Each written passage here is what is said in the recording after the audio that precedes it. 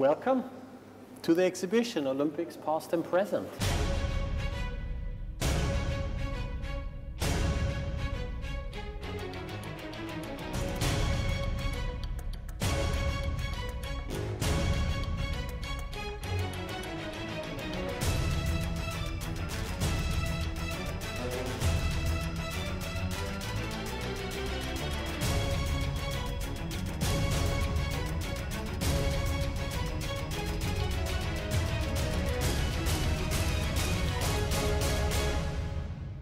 I'm Christian Wacker, the director of the museum. And I'm Hans Dieter Gerber, the curator of the Olympic and Sports Museum. This is an exhibition which had been organized in this beautiful venue, which is the exhibition hall of Qatar Museums Authority. And the exhibition was organized from 27th of March until 30th of June 2013. And it is an exhibition which covers 4,000 square meters about the Olympics.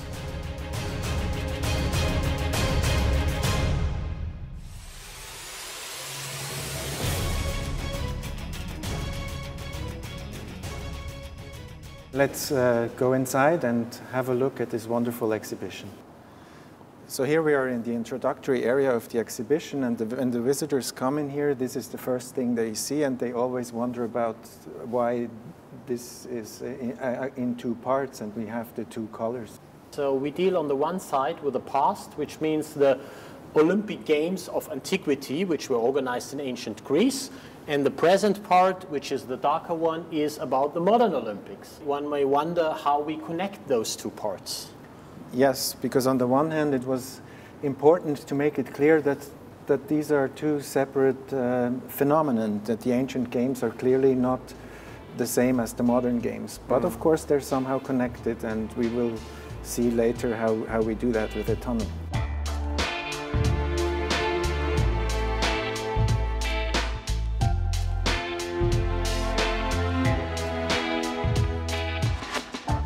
We arrived in the first part of the exhibition. This is the part about antiquity and about the games in ancient Olympia.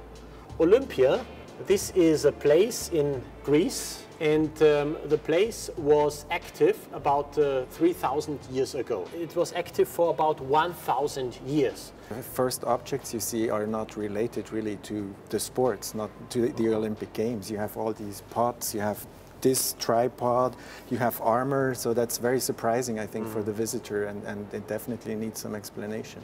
And this is why we started to lay out the sanctuary itself, because the Olympic Games, which were organized inside this sanctuary, had been part of a program which lasted for several days. Most important part of this program was a big festival in honor to Zeus, which was the main god of the Greeks. So this was the central activity there, but around it many other things took place, and with these objects we may explain what took place. So to give an example about this tripod, these tripods, there were many of them which were found in ancient Olympia, and we know, because they have scratches inside, that they were used for the families and they were used for the tribes in order to get together and have some food and banqueting together. So it was a place where the Greeks met. Every 4 years they came together, they celebrated, always in honor to the gods, and they also started to compete.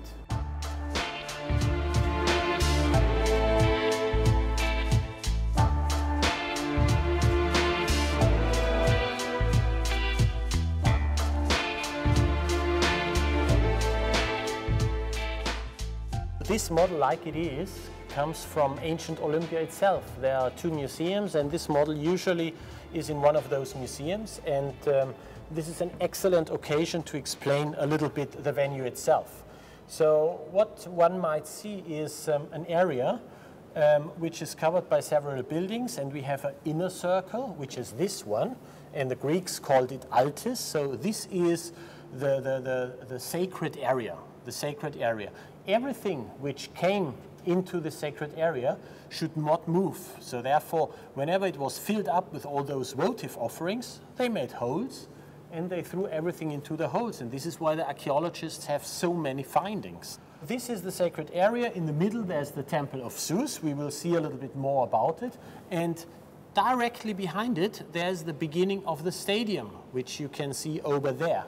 We have the connection between the temple, so the religious aspect of the sanctuary, and the stadium here, brought together in a nice setup here inside the exhibition. And we would like to invite you to come with us to go there.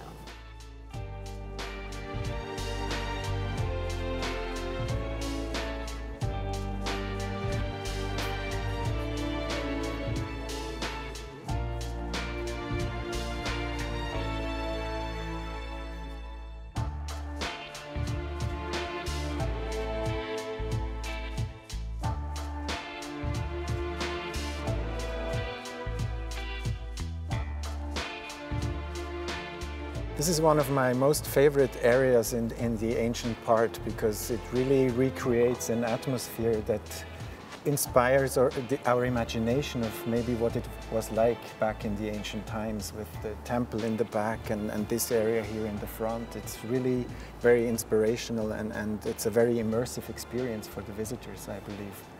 I also love it because it gives you the big surprise. You're coming from a very traditional exhibition style through antiquity, and then there's this wow feeling. You come in and you have the reconstruction of the Temple of Zeus here behind us, and we are standing inside a partially reconstructed stadium area. So what we did is we brought the two things together. The stadium, so the sports, and the temple, so the religion. This is the general concept. And inside this stadium, the sportive events took place.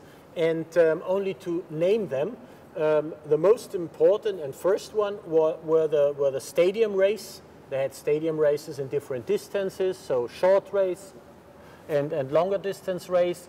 We had a pentathlon, which was 5 disciplines, including javelin, disc throw, running, wrestling, and stadium race.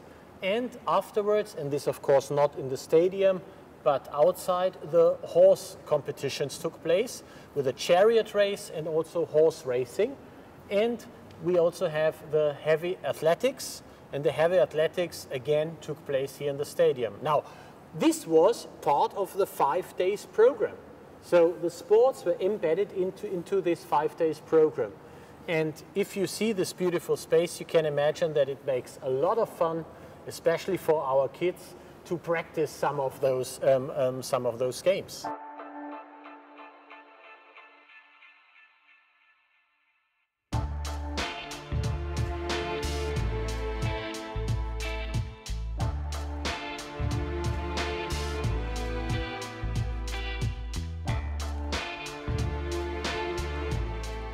Now we're inside what we call the tunnel, which is the connecting piece between the ancient part and the modern part, and it's actually quite a surprise for the visitors when they leave the ancient part, where the display is more conventional, what people are more used to, and then they come in here and it's kind of dark, and you have a kind of music playing, and you have the light that kind of moves along, and every once in a while there's a showcase when something important happened in the that was contributing to the development and finally to the re-establishment of the Olympic Games. All these things happened before the modern Olympics, before Pierre de Coubertin.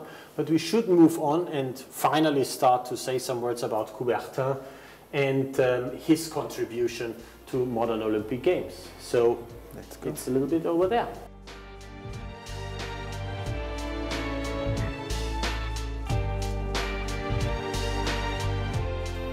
Now, the name who is the most famous connected with the Olympic Games is Pierre de Coubertin. We have a portrait of Pierre de Coubertin here to our left, and to our right, this is Dimitrios Vikelas. We will say some words about him as well.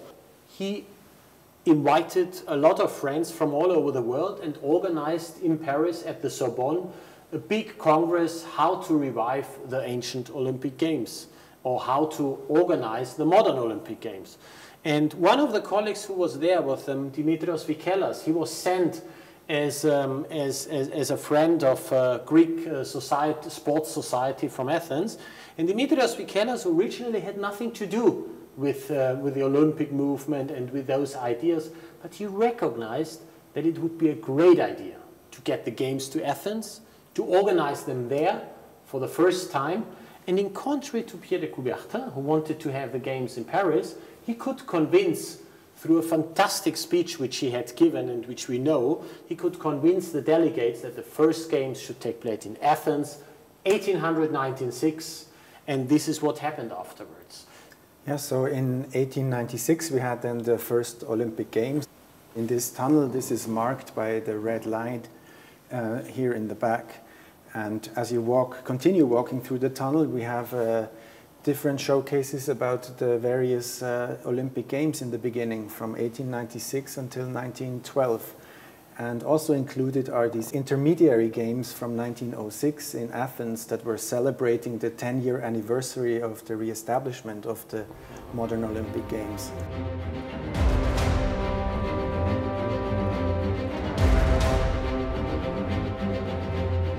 So here we are now in an area that we call Olympic design. The reason why we call it that is because starting from the 1920s until the present, the graphic expression of the Olympic Games started to evolve and develop in a corporate identity.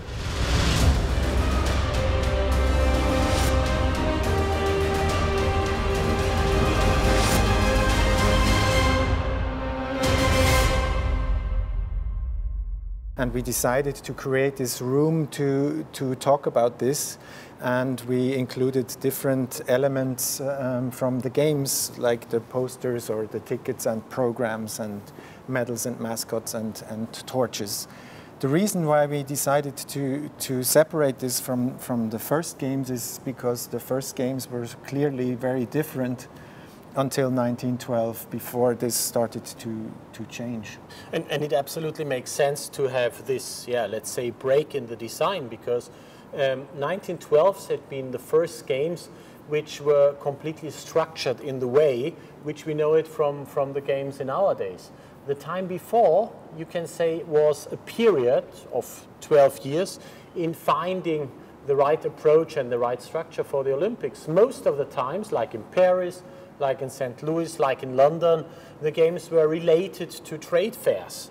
So they were only part at the trade fairs, and they even were not called Olympic Games.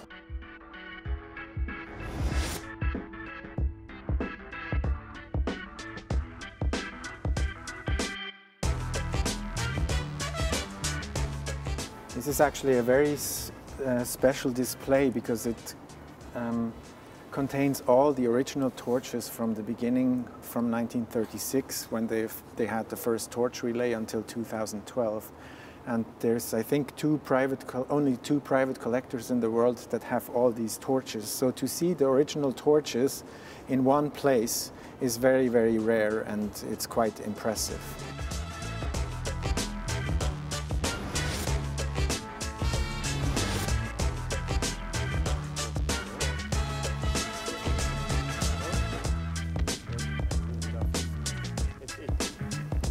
Nice stadium, right? Yes, it's a great place. Similar to the ancient part, we really wanted also to create a space that provides an atmosphere that's similar to maybe what it would be like if you would go to the Olympic Games yourself as a spectator or as an athlete. Yeah. And I think we managed this quite well with the big screen here and the image of spectators, the seats. And of course we have all the symbols from the Olympic Games. Since we're talking about that, this is exactly the important thing about the Olympic Games, why they are so different from other international world championships or sports events. It's the symbols, it's the rituals, and it's the ceremonies, basically. So one question which of course comes into everybody's mind immediately is, despite the celebration of the Olympics as a beautiful multi-sports festival, what are the things which are going on behind the scenes? What is happening with the doping? How about the political usage of Olympic Games?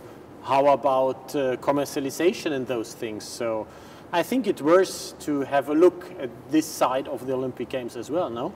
For sure. This is a very important area actually in our exhibition, to really connect these phenomena to the sports. Yeah. And I think we should go have a look. So this is a very colorful area, a very colorful part of the exhibition, and there's a reason to do that, because we have several topics which are all related to the big topic of the pitch, so whatever happens behind the stage of the Olympics. And there are 5 topics which are connected here. So it's the women, it's the media, it's the politics, it's the commercialization, it's the doping, and it's the environment. And each of those topics has a color, and the colors are all connected to each other. So the visitor has the chance to direct himself and has to go through this forest of topics. And they're all related into each other. So this is the language which stands behind it. But I think we should go on to see some examples of what we are showcasing here, no? Exactly. So if you follow the doping topic, you will find some histories here, and you will end up here in front of this showcase. And this display here is actually quite special because first of all, it's from the 1950s, which is quite a few decades back already, and it's talking about doping. And today many people think that doping is a very modern and young phenomenon, but this display shows that it has been around for quite a while. So this suitcase belonged to a professional Austrian cyclist.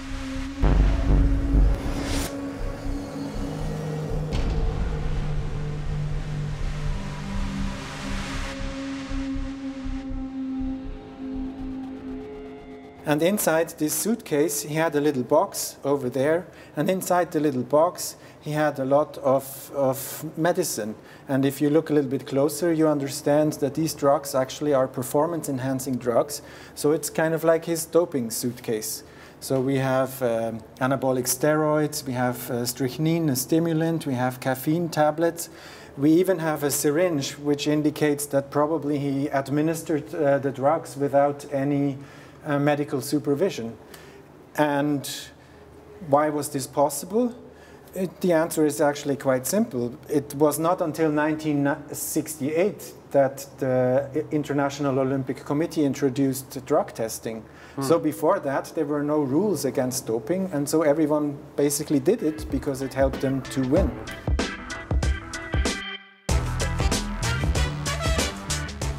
We arrive in the area where we talk about the Paralympics, and we are in the fortunate situation that the Qatar Paralympic Committee gave us some loans, which are some items which represent the Paralympic sports.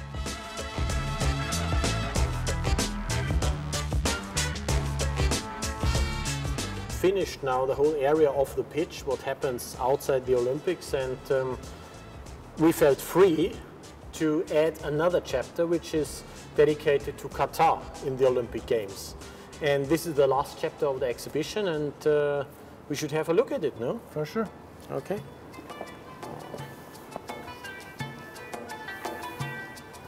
So finally, we arrived in Qatar in the Olympics, and of course it is more than logic that an exhibition like that has to stop with the heritage of the country where we organize the exhibition. So, and this is Qatar. I guess I can say that the most famous athlete from Qatar is Nasser Al-Attiyah. He's participated in Olympic Games already for 5 times, and he was able to win a bronze medal last time in London in skeet shooting. He's also a very famous rally driver, and he won the Dakar Rally in 2011. Here's another milestone. This is the bronze medal won by Mohamed Suleiman in 1992 in Barcelona. And this was actually the first Olympic medal that Qatar ever won.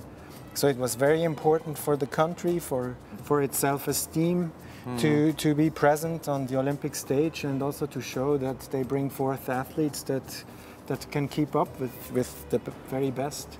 Yeah. And we are very happy to present this medal here.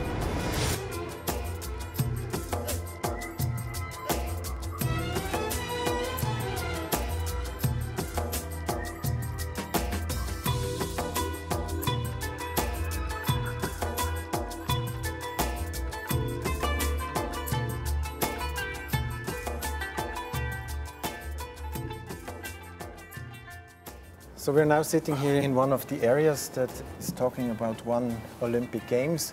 We cannot forget that Qatar participated in 1984 for the first time in the Olympic Games, and in 1996 for the first time in the Paralympics. So for each edition of the Games we have one section, and the people can sit here and they can watch the screens, but they also have the opportunity to play with this iPad and have a look at the interviews we did and listen to the interviews with officials and athletes that document the history of the Olympic Games in Qatar, maybe from a more unofficial side. And after that, there's one more surprise for the visitors. They enter once more in a small tunnel. There they will hear sounds of sports that they're familiar with, and on the walls they can read some famous sayings from famous sports athletes that are very inspiring. And we thought that was an appropriate way to end this exhibition on an emotional note. And I think we should go there and experience that.